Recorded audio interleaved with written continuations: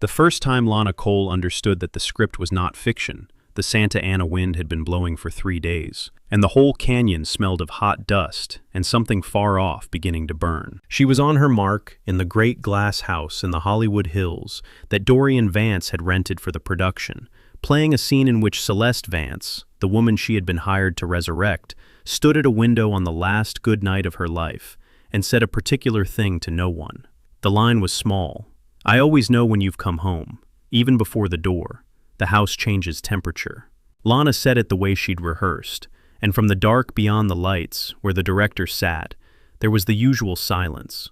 And then there was a different silence, a wrongness in it, because a man was standing at the edge of the set who was not supposed to be there. He was always there, in fact, the financier, the one who'd paid for all of it, who watched every take from the shadows and never spoke. But tonight, when Lana said the house changes temperature, the man in the dark lifted one hand and pressed it flat against his own mouth, and held it there, as if to keep something from getting out. It was such a private thing to do. You did not do that watching an actress deliver a written line. You did that hearing a dead person speak. Lana lost her place. The director called cut gently, and someone brought water, and the wind threw grit against the glass, and Lana stood under the hot lights with the script trembling very slightly in her hand. And she looked at the line again. "I always know when you've come home," and a cold thought arrived that she could not make leave. How would a screenwriter know that it was not the kind of detail that ended up in a biography? It was the kind of thing one person said to one other person in an empty house, and it was written in the script, word for word, with the cadence intact, as if someone had been standing in the room. What Lana did not understand yet, what you, watching from above, have perhaps already begun to suspect, is that someone had been. The screenplay she had been calling the best writing of her career was not writing at all. It was testimony. And the man in the shadows with his hand over his mouth was not a producer moved by a good performance. He was a widower, listening to his wife's voice come out of a stranger's throat, and he had written every word of it himself. And he had not financed this film to remember Celeste. He had financed it to catch the man who killed her. The job had come to Lana, the way the last good things come to a fading actress, too suddenly, too generously, with no agent able to explain why. She was 36, which in her business was a kind of whether you didn't survive, and the parts had been thinning for 3 years. The friend, the first wife, the woman who delivers the bad news in scene 2 and is never seen again. Then a call, a prestige biopic, quiet money, a real director, Margot Reyes, who hadn't made anything in a decade and whose name still meant something. The subject, Celeste Vance, the beautiful, half-mythologized wife of the reclusive financier Dorian Vance, who had died 4 years earlier when her car went off a canyon road and burned. The role was the lead, the fee was absurd, and when Lana asked carefully why her, the casting director had gone quiet for a beat too long, and then said only, "Mr. Vance saw your screen test himself." He was very specific. She found out why on the first day of rehearsal when she walked onto the lot and saw, blown up 40 feet high on a reference wall, the photographs of the woman she was to play, and felt the floor drop. Because Celeste Vance had Lana's face, not exactly, but the bones of it, the wide-set eyes, the particular line of the jaw, the way the mouth sat. Lana had not been cast, despite being a fading actress. She had been cast because she was a living echo of a dead woman. And somewhere, a man with more money than God had looked at her screen test and seen a ghost he could afford to raise. It should have frightened her off. Instead, and she was honest enough with herself to know it, it was the most wanted she had felt in years. And want is a current that carries you past a great many warnings. She took the role. She moved into the production's housing in the dry hills. And she began, scene by scene, to become Celeste Vance. The script was extraordinary. That was the seduction of it, the thing that kept her from running the first day her skin crawled. It was intimate in a way scripts never were. Not the broad strokes of a life, but the grain of it, the specific. The way Celeste hummed when she was nervous. A fight in a kitchen that turned mid-sentence into laughter. The dialogue overlapping and imperfect. The way real fights are, and screenplays never are. A description of how the light came through a particular east-facing window at 6:40 in the morning in October. Lana had played 100 women, invented by writers, and she knew the difference between a character built and a person remembered. This was remembered. And Dorian Vance watched her remember it. He was at every take. He never gave a note that was Margot's job, and Margot Lana noticed treated him with the wariness of a woman who suspected she'd been hired as a front and had decided not to ask questions she'd be made to regret. He simply sat at the dark edge of the light, immaculate and motionless, a man somewhere in his 40s, with the stillness of deep water and eyes that did not move around a room the way ordinary eyes do. People on the crew lowered their voices near him, without seeming to decide to. A grip told Lana over cigarettes in the wind that Vance wasn't really a financier, not the way the trade said that the movie money was a rounding error, that the man owned banks the way other men owned cars, and that 2 summers ago, a producer who'd tried to skim the budget of a Vance project had simply stopped existing. Lot gossip said, the way weather stops. Lana had laughed it off. The grip had not laughed. The first time Dorian Vance spoke to her directly was the night of the temperature line, after she lost her place. He came to her trailer knocked, which surprised her, a man who owned the trailer asking to enter it, and stood in the doorway, with the wind behind him and the hills going dark. "You changed the reading," he said, no greeting. "On, I always know when you've come home." You slowed it. It felt true, slower. She studied him. Up close, his stillness was not calm. It was the stillness of something held under enormous pressure. Did I get it wrong? For a moment he didn't answer. The wind moved in the dry brush outside. "No," Dorian Vance said finally, and something in his voice had a hairline crack in it that she would think about for a long time. "You got it exactly right. That's the trouble." He left. And Lana sat in her trailer with the script open to scene 29, and understood, with the slow horror of a thing you've known for a while, and finally let yourself see that she was not performing a screenplay. She was reciting a man's memories back to him, and he was paying a fortune to sit in the dark and hear them. She should have asked to be let out of the contract. She was too good an actress and too curious a person, and the role was too much the last lifeboat of her career. So instead, she did the far more dangerous thing. She started to investigate. It was easy at first to tell herself it was research. She pulled the public record on Celeste Vance's death and found exactly what the world had been told: a single car accident on Mulholland Spur, a wet night, a curve taken too fast, a car that went through the guardrail and burned at the bottom of the canyon. Tragedy, no foul play, case closed in a week. Then she laid the public record next to the script. The script described the same night, but in the script it had not been raining. In the script the night was dry and hot, and the Santa Ana was blowing the kind of night that makes the dogs restless and the matches dangerous. The screenplay said a line so specific it had stopped her the first time she read it. The coroner's report said wet pavement. The screenplay said wind and dust. They could not both be true, and only one of them had been written by someone who was there. And the screenplay knew things the report did not. It knew that Celeste had made a phone call 40 minutes before she died to a number the script rendered as a string of digits, Lana, heart pounding, recognized as the real current private cell of Dorian Vance, because she had seen it on a call sheet. It knew what Celeste was wearing down to a bracelet. It knew that she had not been alone on that road. The script, in a scene Margot had not yet shot, a scene marked in the production binder, Scene 47, The Truth, described a second car. It described headlights in the mirror that did not back off. It described a woman who understood in the last mile that the curve was not going to be an accident. Lana sat on the floor of her trailer with the wind screaming in the brush and understood 3 things in quick, terrible succession.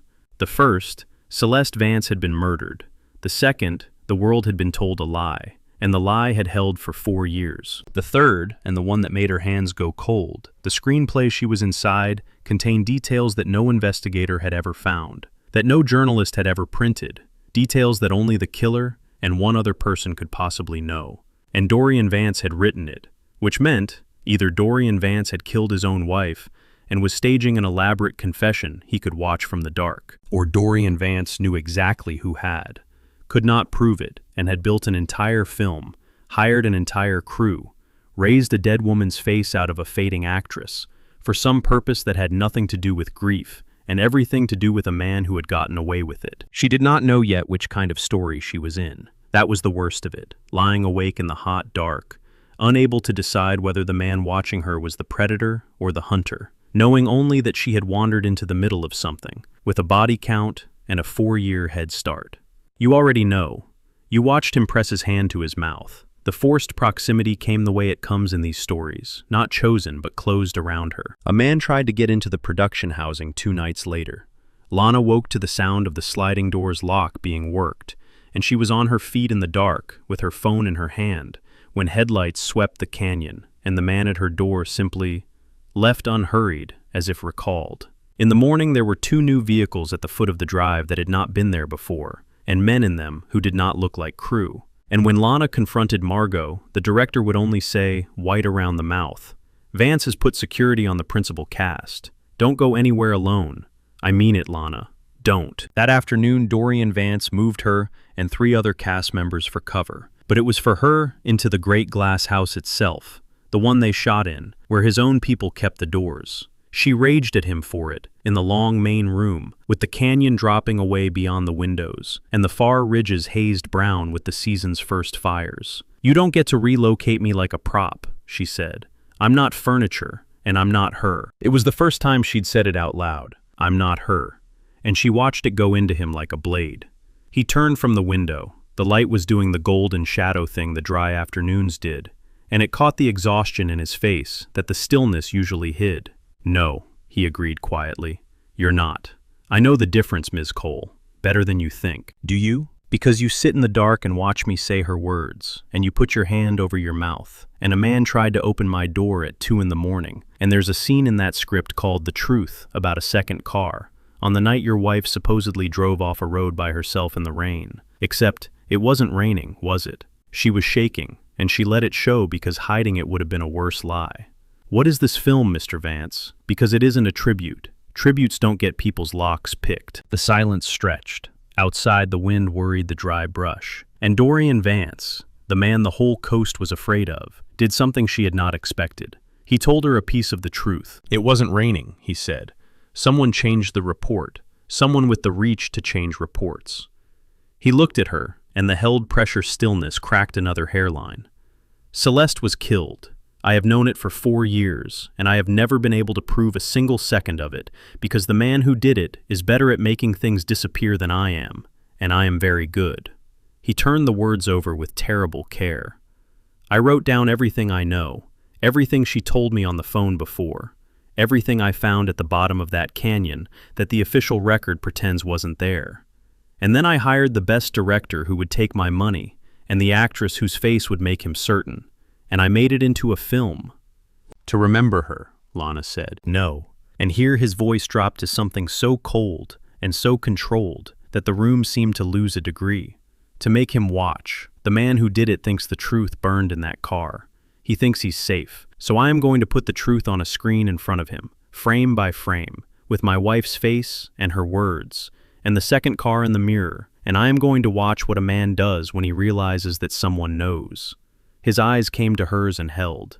"Men who think they're safe make mistakes. Frightened men show their hands. That's what this film is, Ms. Cole. It's a hand I'm forcing." It took her a moment. The wind filled the silence.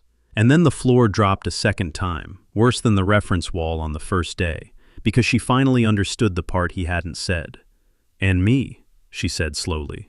"What am I?" He didn't look away. That was almost the worst of it, that he gave her the truth without flinching. The way you'd respect someone enough not to lie. "You're the part of the hand he can see," Dorian Vance said. "You're Celeste's face walking around in the world, saying things only Celeste could know. You're the thing that will make him certain the truth is loose." A muscle moved in his jaw. "You're bait, Lana. I cast you as bait. I am not going to pretend otherwise and let you find out from someone worse." The room was very quiet. Somewhere down the canyon a siren went, and faded. "You used me," she said. "Yes." "You raised a dead woman out of my face to dangle me in front of her killer." "Yes." He said it without defense. And then, and this was the thing that undid her later, when she tried to hate him cleanly and couldn't, he added low, "And it was the right plan, and I would make it again. And somewhere in the last 3 weeks, it stopped being a plan I can stand. Because you slow down on the lines she rushed, and you argue with the script in the margins, and you are not her. You are nothing like her. And I find I have stopped wanting you to be." He stopped as if startled by his own voice, which is a problem, because the bait is supposed to be expendable, and I have made it so that you are not. He would not touch her. That was the architecture of the whole slow-burning thing between them in the hot, wind-bound days that followed a man who had decided in some locked room of himself that everything he loved died, and that the kindest thing he could do for Lana Cole was keep her at the length of an outstretched arm. It lived in the spaces, in the way he watched her run lines in the empty main room at night and corrected her once on a word. She said still, not quiet. She always said still, and then looked stricken at having said it, at how much he'd revealed about the hours he must spend with the dead. In the way when a stunt rig failed during a driving scene, and the car lurched, and Lana's heart slammed, Dorian crossed 40 feet of set before anyone else had moved, and stopped a single foot short of her, his hands coming up and freezing in the air, not touching, never touching, his whole body a held breath. In the way they argued about Celeste, Lana refusing with a fury that surprised them both to play the woman as a saint, insisting that the script's perfect dead wife must have been a real and difficult and whole person, and Dorian, after a long silence, saying quietly, she was impossible. She left wet towels on the floor, and she was always late, and she told me the truth when no one else on earth would. You're the first person who's asked me to remember her as a person instead of a wound. Thank you for that. And then, because he could not let a soft thing stand, don't do it again. The night it nearly broke, the fire crossed the ridge. It had been burning 2 canyons over for days, a brown smudge on the horizon that the crew watched between setups. Then the wind turned the way the Santa Ana turns all at once, and with malice, and by midnight the far ridge was a line of orange, and the air in the glass house glowed with it. And they were shooting anyway because Dorian Vance had decided the production would not stop, and no one argued with Dorian Vance. They were shooting scene 46 the night before the night, and in the orange light with ash beginning to tick against the great windows, like the first dry flakes of a terrible snow, Lana delivered the last lines Celeste Vance ever spoke in the house, and Dorian stood at the edge of the dark, with the fire behind the glass, making a hell of the canyon. And when Margot called cut, he did not move. And Lana crossed the set to him instead, off her mark, breaking everything because she could not stand the held breath any longer. You have to stop deciding for me, she said. The fire lit half his face. Whether I'm safe, whether I'm her, whether I'm allowed to be standing this close to you. You don't get all the decisions, Dorian. I get some. You shouldn't be near me. His voice was wrecked. Everything near me. Burns. Yes, I can see the metaphor. It's right there in the window. She closed the last of the distance the way no one ever closed the distance to him, and put her hand flat against his chest over the hard, fast knocking of his heart. I'm not Celeste. I'm not a ghost you can keep at arm's length to keep safe. I'm a person who walked into this with my eyes open, and stayed with them open. And I'm choosing to be standing here. Stop protecting me from the choice. And the arm's length 4 years of it, the whole architecture came down. He kissed her with the fire roaring up the canyon, and the ash falling against the glass. A man who had taught himself he was not allowed to want anything that could be taken, finally, recklessly, wanting. And for 1 hour, with the hills burning and the production frozen around them, Dorian Vance was not a hunter, or a widower, or the most feared man on the coast. And Lana Cole was not bait, or an echo, or a fading career. It could not last.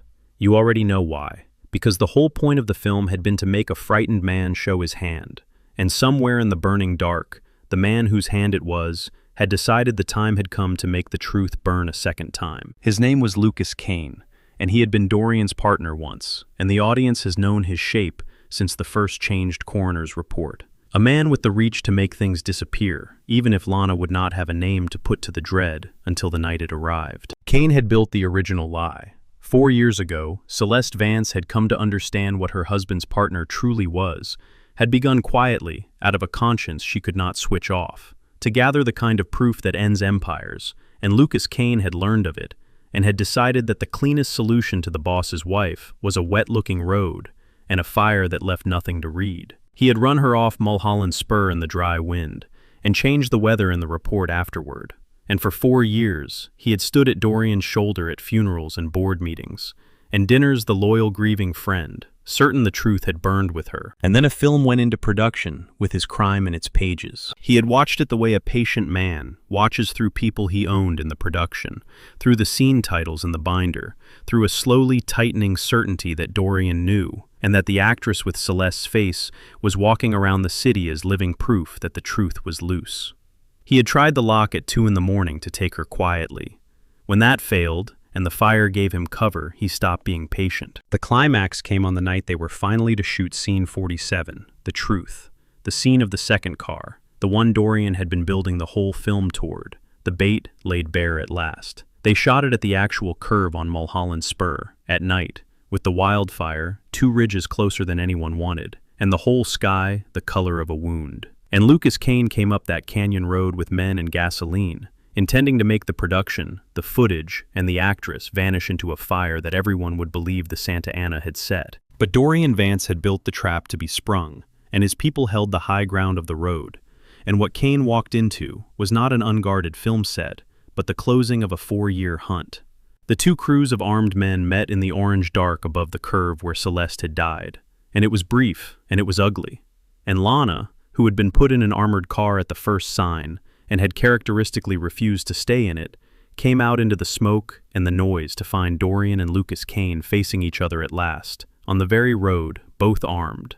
The fire throwing both their shadows 40 feet down the canyon wall. What happened next was not decided by a gun. That was the thing Lana would hold on to afterward, that in the end it was not violence that finished it, because the cameras were still rolling. In the chaos, no one had killed the rig. The scene 47 set up 3 cameras, sound the whole apparatus Dorian had assembled to put the truth on a screen was live, pointed at the curve recording everything, and Lana Cole, who had spent 20 years learning to make a frightened person say the true thing, who was the best at the one thing the moment required, did not reach for a weapon.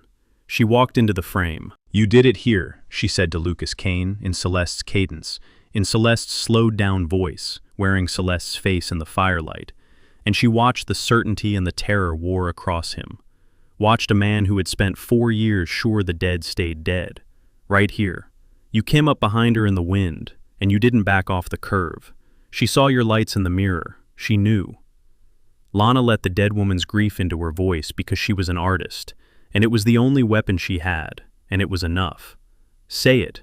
You've wanted to say it for 4 years.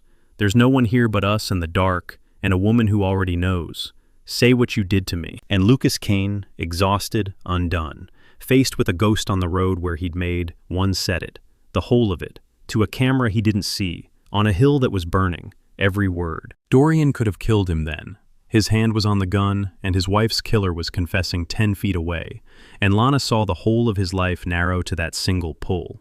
She said his name, just his name, Dorian, and it reached him the way nothing else could have. And the most dangerous man on the coast lowered the gun, because the woman who had refused to be a ghost had just given him something better than vengeance. She had given him the truth, on the record, the thing 4 years of money and reach had not been able to buy. Lucas Kane did not survive the season. Lana never asked the particulars. There were things she had decided she did not need to witness, the bargain you make with open eyes when you choose a man like Dorian Vance. But it was the recording Celeste's killer, confessing on the road where he'd killed her, and not a bullet that ended him, in every way that would last. The official record was corrected. The accident became a murder. The weather, at long last, told the truth. The fire stopped a quarter-mile short of the glass house, the way fires sometimes simply decide to, and in the gray dawn after, with the canyon smoking and the sky the color of ash, the film about Celeste Vance quietly ceased to exist. There was no need for it anymore. It had done the only thing Dorian had ever made it to do. Margot Reyes was paid in full and released, asking no questions, taking her wariness with her. The footage of scene 47 went somewhere. It would do its work. And then, Lana understood somewhere, it would never be seen. The unshot scenes, the last ones, the death itself, the pages Dorian had written in the dark over 4 years were never filmed. The story's true ending had happened on a real road, and the man who had been writing it could finally, put down the pen. They did not have a soft ending because neither of them was soft. They had something better suited to who they were. Lana Cole's career, by the strange mathematics of the business, did not need the film. The woman who'd vanished into a canceled prestige production and come out the other side carried a gravity she hadn't had before, and the parts changed, and she let them. And Dorian Vance, who had spent 4 years as a man with a wound where a heart should be, learned slowly, with great difficulty, with many nights of held breath and not touching before the touching, to be a man who had survived the wound instead. The thing he had to confront, and did in the end, was the question that had haunted the whole production. whether he loved Lana or the ghost he'd cast her to raise.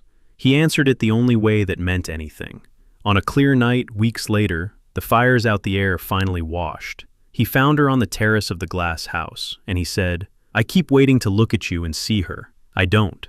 I haven't in a long time. You slowed down, a line she rushed, and somewhere in there, you stopped being her face and started being yours, and I can't even remember when." He was not a man who said such things. She could see what each word cost. "I didn't fall in love with my wife's ghost, Lana.